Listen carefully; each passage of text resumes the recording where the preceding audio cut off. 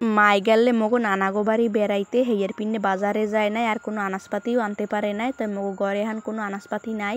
মোরা যদি দুই আডের নাহান বাজার না করিয়াও থাই হেলেও মগো খাওয়ান বাজ্যে থাকে না, কারণ মগো বাড়ির পাশে চারকুলি সব শাক সবজিতে ভরা। আজগো যখন ঘরে কোনো আনাজপাতি নাই হের পিনে মগো মায়েরে কইলাম যে আজকে একটু কচুর শাক রান্ধো। এরপর মগো মায় কয় আচ্ছা তাহলে কচুর শাক আনি গিয়ে রানমনে। হেইপর মুই আর মোর দাদি আইসি কচুর শাক নিতে এক ছুরি আর এক জাফি লই আইসি। এরপর কচুর শাক কাটে কতটি লই আইসি, এখন এইগুলারে মগো দাদি ভালো হরিয়া দুইয়ে লইবে। কচুর শাক দুইয়ে করলে বলে ভালো হয়, হেলেগে মগো দাদি হেনে দুইয়ে নিতেছে। ও গাট পারে আল্লে একটা নাতা হেদ দেখকালে মগো বুয়া ডলে ডলে কচু ডিরে নাওয়াইয়ে দিতেছে। কচু শাকে নাওয়ান্য দোয়ান্য শেষ, এখন এই কচু শাক ছোট ছোট হরিয়া মগো বুয়াই কাটিয়ে দিতেছে। বুয়াই কচুর শাক করতেছে আর মগো মাছ চুলায় পাইলে দিয়ে দিছে।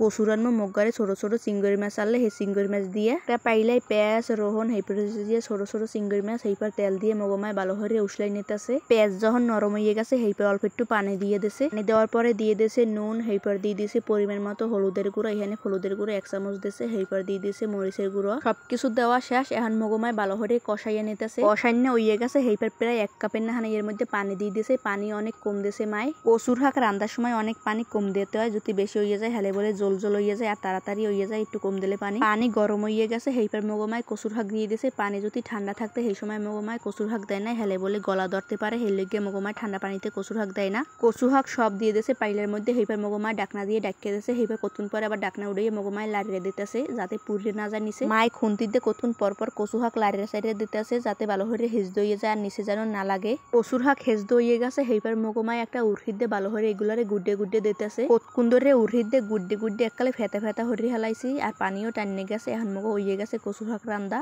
কচুর শাক গরম ভাত দিয়ে আর লেমু দিয়ে খাইতে একসের মজা। কেডা কেডা এরকম খাইছেন কমেন্ট করে জানাইয়েন। কচুর শাকে গলা ধরে হেইয়ের লগে অনেক মানুষ আছে কচুর শাক খায় না, আমরা এরকম একদিন রান্দে খাইয়ে দেখবেন এক ফিরও আমাকে গলা ধরবে না।